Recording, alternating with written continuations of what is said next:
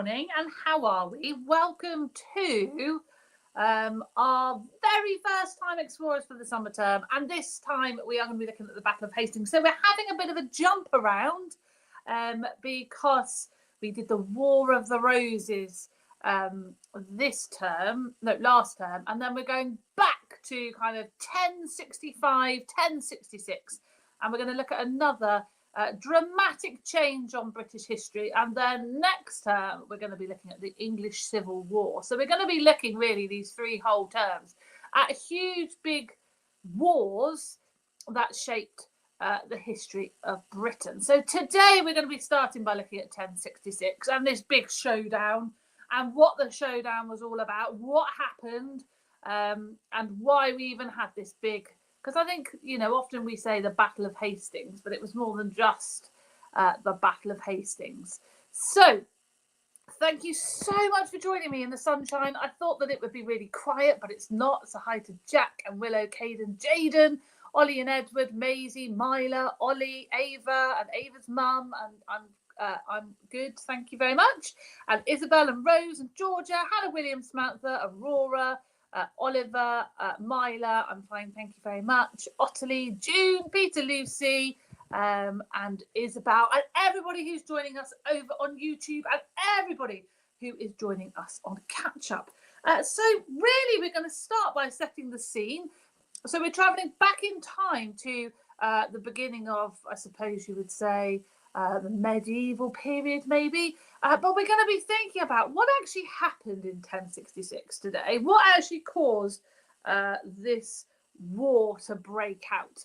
And it's to do with a famous English king who you may have heard of. Sometimes he's referred to as Edward the Confessor.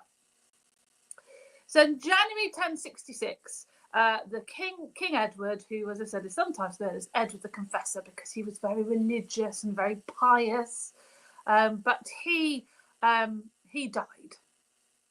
And as we've seen from the War of the Roses, that if a monarch dies, it ends up, if there's not a clear heir, it ends up with a huge problem. Because if you don't have a son that you can just hand the crown to, then it causes a bit of an argument. So the reason I thought this would be a good thing to do, because even though it's pre the War of the Roses, it's exactly the same cause. Everyone stands up and goes, well, I think I should be the king. No, I should be the king. Because Edward had no children, he had no living brothers, and so it really wasn't very clear as to who should be the king. The other thing is that this period of time is quite different from other periods of time later on. Most kings in this time had to fight for their throne and then had to fight to keep it. Because remember, this is a period of time where we've had Viking kings on the throne or people of Viking heritage. This is a period where we've had the Angles and the Saxons. And so it's not quite as easy as saying, well, this person can have the throne, because there was often, it's quite common for battles and conflict to play out during the Anglo-Saxon period, this sort of Anglo-Saxon into early medieval period. And so this line of succession was no different. Edward the Confessor, poor Edward the Confessor, dies, no brother, no children. Loads of people stand up and go, well, I think I'll have the throne very much, please. But before we need to go on to that, it's all well and good saying, well, I think I should have the throne. But what makes a good leader? So in 1066, it wasn't necessarily also automatically the son of the king, or whoever the king had chosen, because there was a council. So a little bit like where, where there's like a group of people. So we called it a council. They didn't call it a council. They called it a witan, or a witana gamots, or a witan. So it's basically like a big group of very important people. And they often considered who they felt was the best king of England. So this council of people. And so even if you had a son or a brother, it wasn't necessarily in this period of time that you would definitely still be given the king. So we need to sort of think about what makes a good leader. Now we're going to play a game. We're going to play Guess the Leader. Now, grown-ups in particular, the keyword is guess the leader. So I'm going to show you some cartoon pictures of leaders, present leaders and leaders in the past, and I'd like you to try and guess if you know who the leaders are. And then after that, we're not going to discuss the leaders, but hopefully from looking at the leaders, you're then going to start to think, well, some of these leaders are quite famous because they've done good things. Other leaders maybe less so. And so what actually makes a good leader? So these are the different leaders. Some of them are modern leaders. Some of them are leaders from the past. But do we know who these different leaders are? So we've got a variety of different leaders. So these are our leaders. Hi, Riley. Nice to see you. Join our little history family. So, who are these leaders? The first thing is the first cartoon, the chap with the red tie.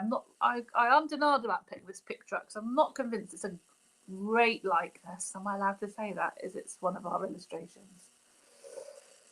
So, who do we think? Hadrian is not one of them, but a good guess. Napoleon is not one of them, but a good guess. Let's get your grown-ups having a little idea. I was hoping straight off the bat you'd get the bottom left.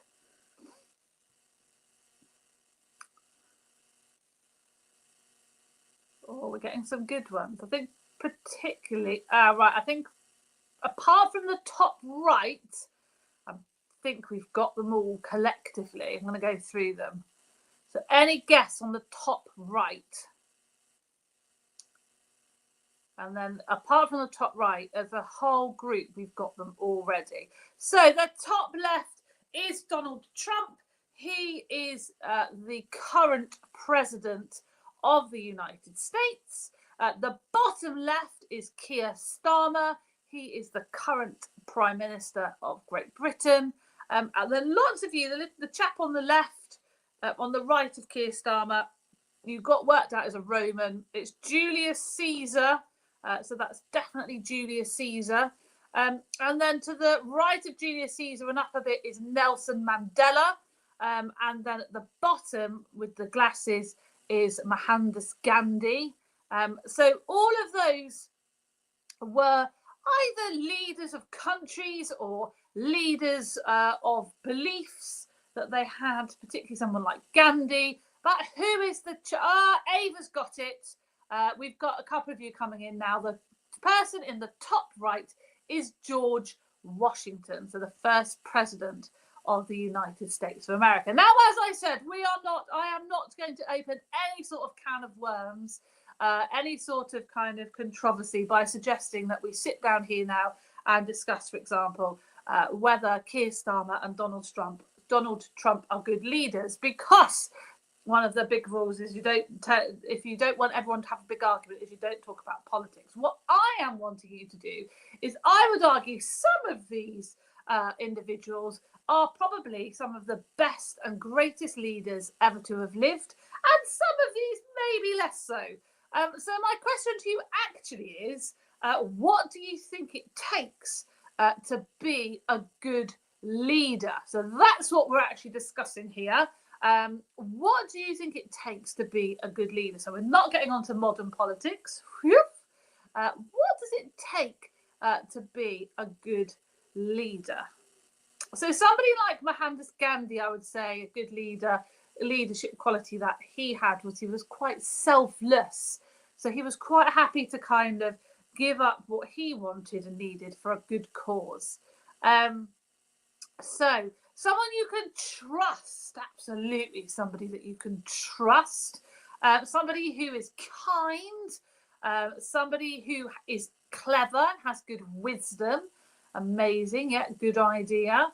Somebody who's prepared to kind of do what's right and show strength, absolutely.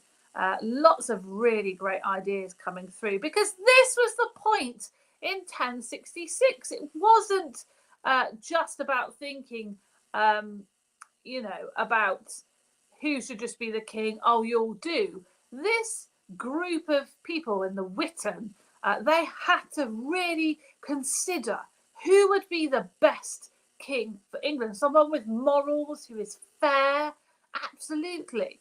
Give up what they want for others. Really good ideas. And so that's what we're going to kind of think about, is what makes a good leader. So lots of these we've come up with, but I think there are 7 really big ones. And the first one is courage and bravery, which I think we've pretty much got. Number 2 is they need to be honest, so they can't lie. That's a really big thing. You can't have a leader that just lies to you. They need to be a team player, so they need to be able to, work with others and not think that they know it all. They need to be open-minded, to do things in a different way. They need to be willing to serve. So that's a lot of you. A lot of you have said, you have to be able to put other people before yourself. Someone who's confident and somebody who is a good communicator. Jack's looked up the meaning of Witan. So Witan means wise man. Well, there we go. Yes, I do love a bit of word meaning. So we are going to play a matchy game. I might actually just turn off my Time Explorers thing if I can, because you can't read it. He says, I get worried I'm going to press the wrong button. There we go. So the first one says, even though they're a leader, they listen to others and willing to take advice from others. So which one of my 1 to 7s does that match?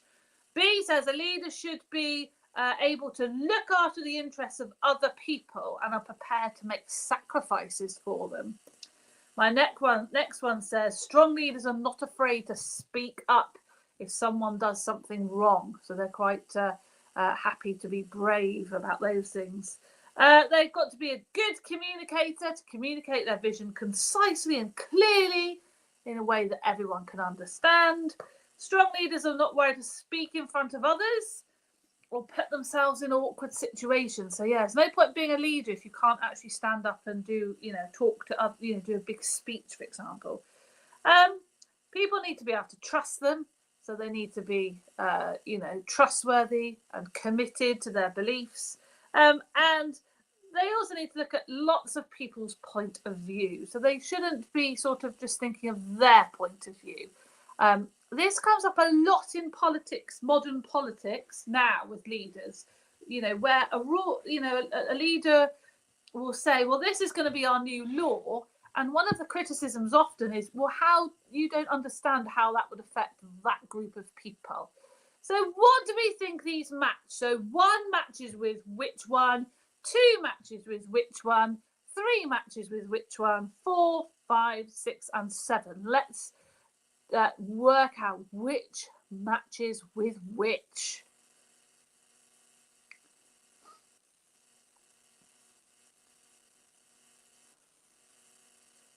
So I've got some answers here. A thinks B is 5, C is 1, D is 7, E is 6, F is 3, and G is 2.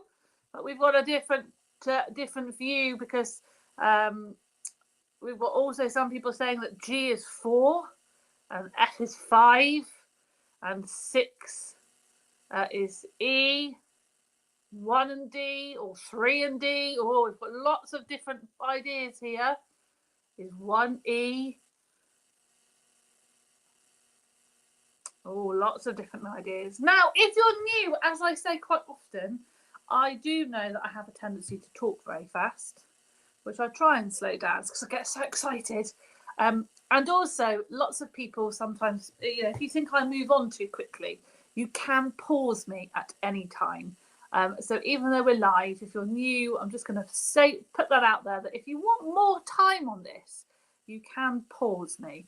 But we're going to go through some of the answers here. But regardless of if we've matched them up correctly, I would definitely say that these are the top 7 things that we should be looking at in a good leader. So courage and bravery. So someone who is happy to speak up, even if it's awkward, even if it's difficult, they need to be able to be brave. That's really hard.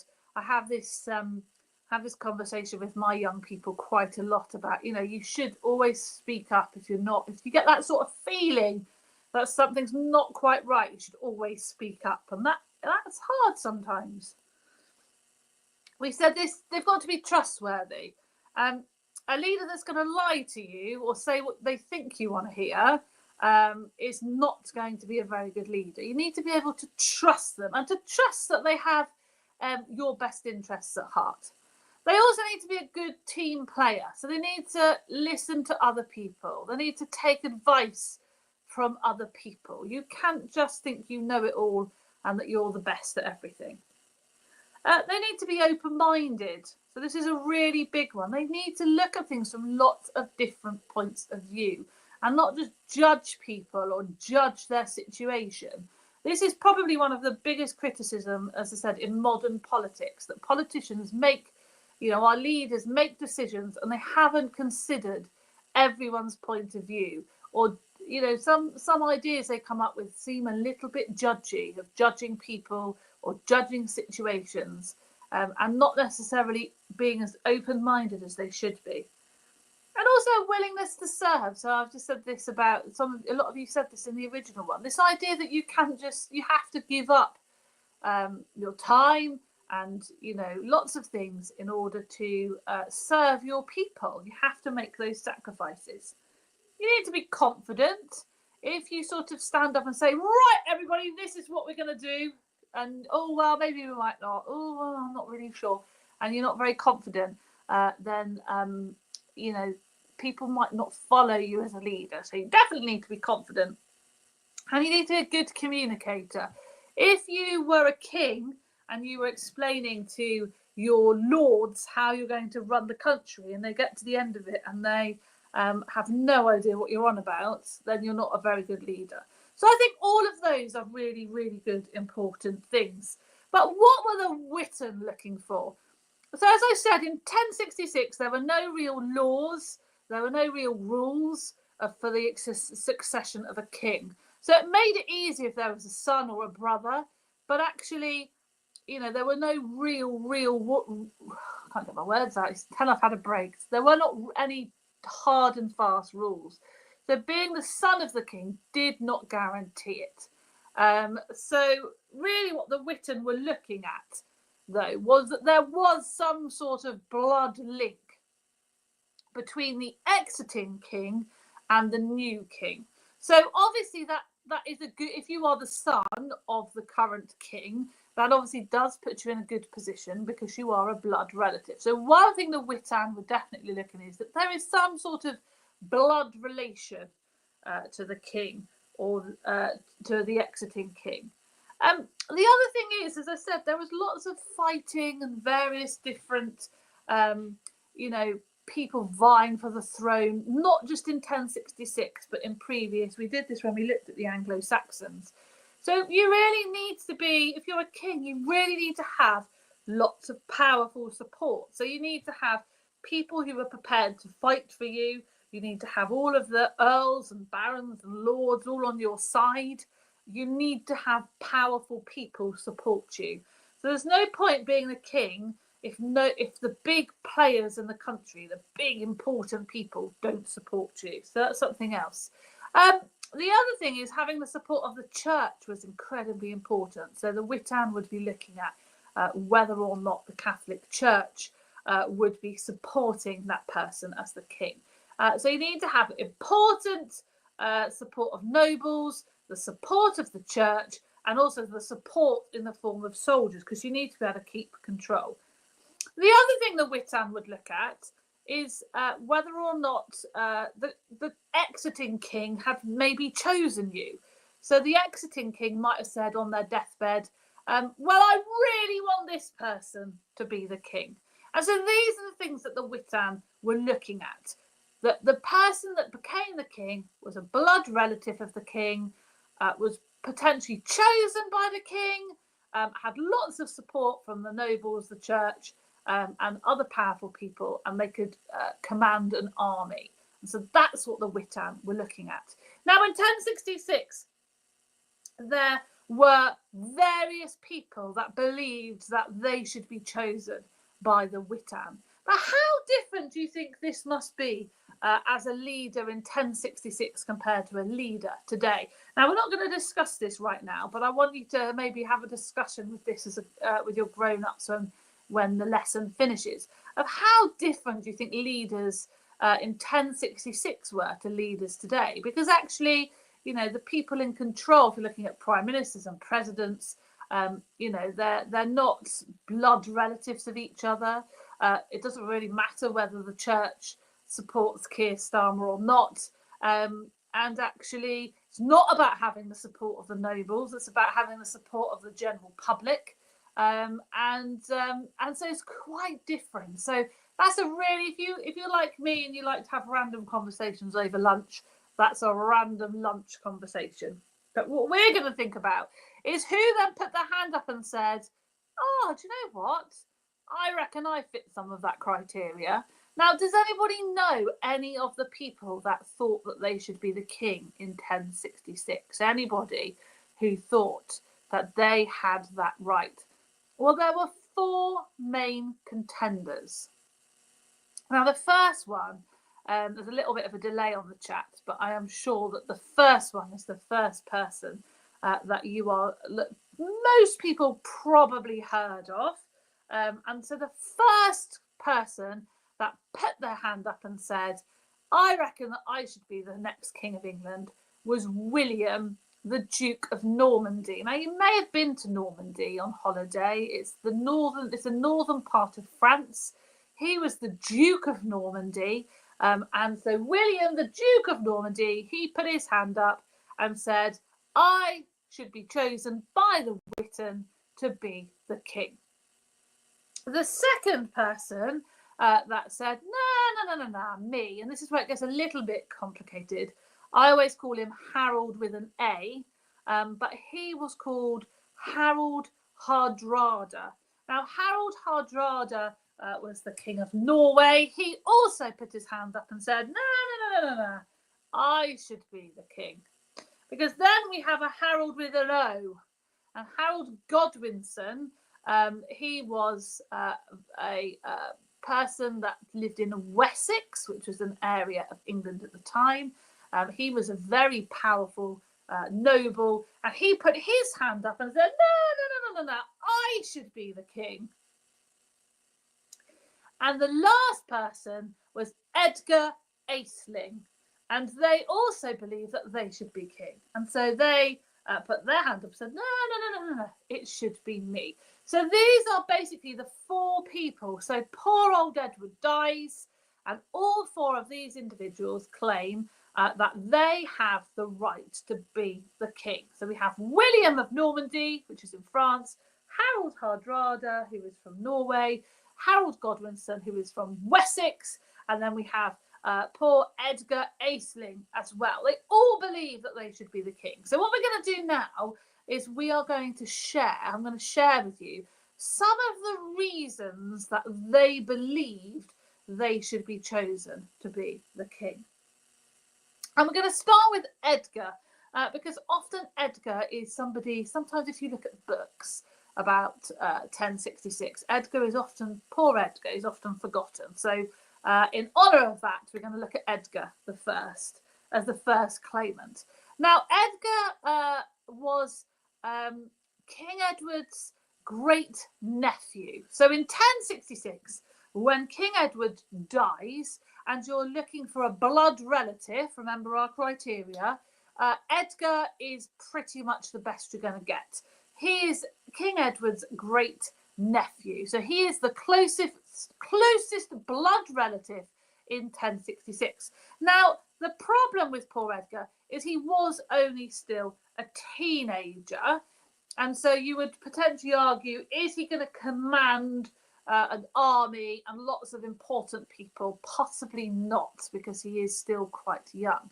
Now, Edgar's father was also known as Edward, but a different Edward. And in history, they often call him Edward the Exile, because he had left England after the Viking conquest, and he'd lived in Eastern Europe. So Edgar's father was sort of worried about the Viking conquest, and he'd left England. So although Edgar was the closest living relative, his father had spent a lot of time in exile, not in England. And it was thought that King Edward invited Edward the Exile back to England in order to make him the heir to the throne. But sadly, Edward died very quickly after returning. Now, it's all very complicated, the story, because we've obviously got two Edwards.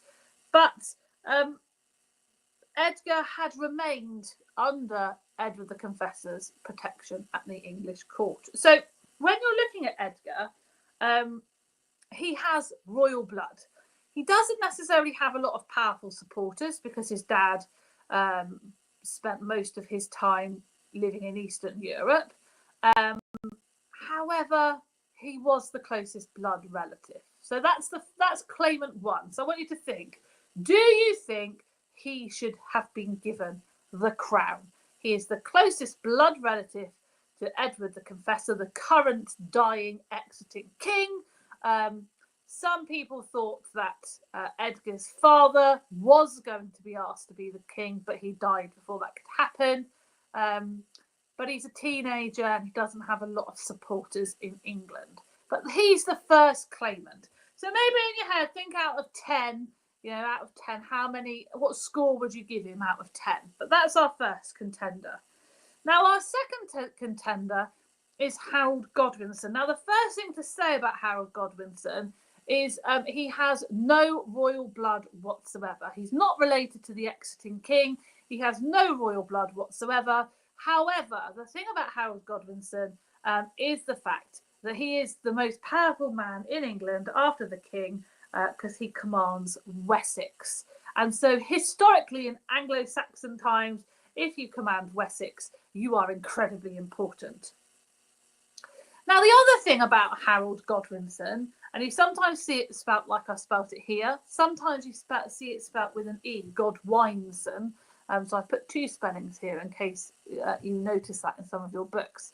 But the thing with Harald with an O, which is what I've always called him, is he claimed that he'd visited King Edward in December 1065, and that Harald with an O had said to him, King Edward had said to Harald, you can be the king. So although Harald with an O had no royal blood, he was incredibly powerful. And he claimed that the exiting king had promised him the throne. The other thing to say is that his sister was married to the exiting king. So the dying King Edward, Harald with an O, his sister was married to the now dead king. So he kind of had quite a lot of close links. And he had lots of military experience. He'd led campaigns against the Vikings, against the Welsh. So from an English perspective, he was the most powerful man, and he was somebody to be to be a good claimant to the throne. However, some people, and this is in the Bayeux Tapestry, and we're going to look at this later on in another week, but basically the William the Duke of Normandy, he claimed that Harald with an O had sworn on a holy relic that he would support William's claim to the throne. So there was Harald with an O is a little bit messy. He's incredibly important. His sister was the wife of the dying king. He claimed that the king had told him he could be the next king, but it's like an episode of EastEnders. But William, the Duke of Normandy, said, hang on a minute, you swore on a holy relic that you would support me to be the king. You can't do that. That makes you a really untrustworthy person, because remember, everyone at this point was really, really religious. And so therefore, they thought that he was sort of a really bad person because he'd sworn on this holy relic that he would support William of Normandy. So let's have a little think about how much you judge him out of 10. So how much would you judge Harald with an O? What claim do you think he should have? Now, Harald with an A, Harald Hardrada, now he was the king of Norway. And we know from the Anglo-Saxon period that we did have Viking kings on the throne. King Canute was an example we looked at when we did the Anglo-Saxons. Now, Harald Hardrada was the king of Norway. You may ask, well, what on earth gave him the right to think that he had claim to the English throne? Well, in previous kings, where we had King Canute, King Canute was of Viking origin. He was the king of England. And Harald with an A, he claimed that King Canute had made an agreement that with King Magnus of Norway, who was Harald Hardrada's past, that if King Canute died, he would allow a king of Norway to come over and be the new king. Now, what happened is Magnus never ever took up that offer, but that's what Harald believed. So he believed in the past, ages ago, there was this deal between the Viking king of England and the Viking king of Norway that when the Viking king Canute died in England, that he would let the current king of Norway come over and rule. And so that was basically Harold's argument. So Harald argued, you know, some of my relatives in the past were told that they could come and rule England, so therefore I'd like to take up that promise now. Even though it's not been promised to me, but my ancestors were promised the throne, so I'd like to have it, please. And that was basically his claim.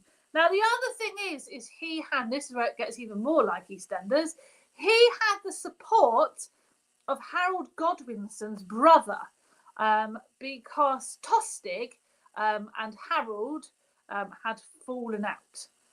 And so Tostig didn't like his brother anymore, and so he was supporting Harald with an A's claim. He, in fact, encouraged, so he wasn't a very nice brother, he was encouraging Harald with an A to come over and invade England, because he was saying, I don't want my horrible brother on the throne. He's not been very nice to me, and he's not supported me in the past, so you come over and I don't want him to be the king. But that's basically Harald Hardrada's claim, that his ancestors were promised the throne once, and so I think I should have it. So again, have a little think out of 10 how much you think his claim to the throne is. And then the last one is William, the Duke of Normandy. Now, lots of people wonder what on earth a duke of an area of France would have to claim the throne of England. So he was a powerful duke, but basically he was a cousin of King Edward. He wasn't a blood relative, not a direct blood relative. Through marriage, he was a distant cousin. But he claimed in 1051, he came to visit King Edward, and that Edward had promised him the throne.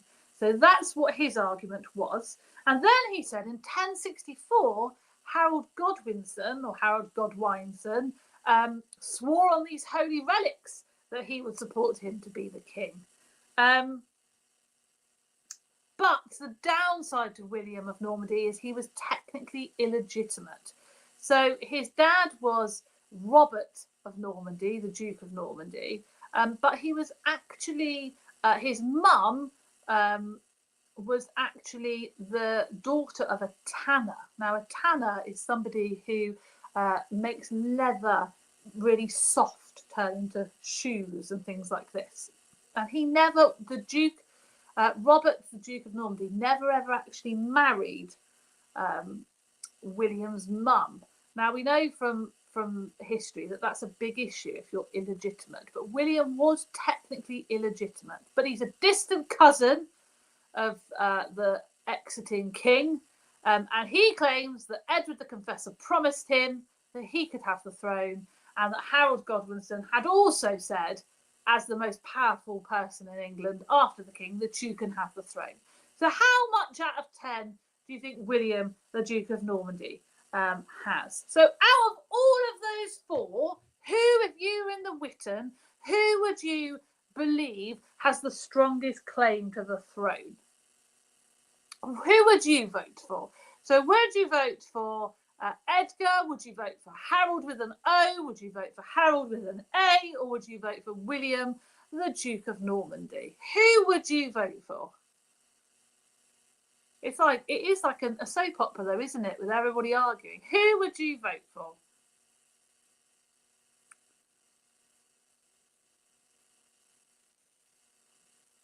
Right, and can you give me a reason? So we've got Edgar. Possibly, lots of you saying Edgar. Is it because he's the only blood relative? So possibly Edgar. Harald with an O, says Georgia. Lots of you going for Edgar. I think possibly Edgar's got the most votes so far. Any advance on Edgar? Now I'm going to tell you my view. Sometimes I don't often share my view, but I'm going to tell you my view. My view is it should have been Harald with an O. I don't think Harald Hardrada, just because a relative in the past had been promised the throne. I think that's a rubbish argument. I think the problem with Edgar is he doesn't have any power, and people like stability. So I don't think I'd go for Edgar, even though he is the blood relative. I find William, Duke of Normandy, that's a really sort of weak claim to the throne, that I'm a distant cousin, and I was promised it. So my personal view is that Harald with an O has the strongest claim. Although the problem is he's not a blood relative. I think in a perfect world, Edgar would have been the king, and Harold Godwineson could have been his sort of support and helped him. But that's never going to happen in 1066. And so ultimately, I would have gone with Harald with an O. But lots of you basically have gone with Edgar because he is the blood relative. But who did the Witan choose? Let's have a drum roll. Well, the Witan chose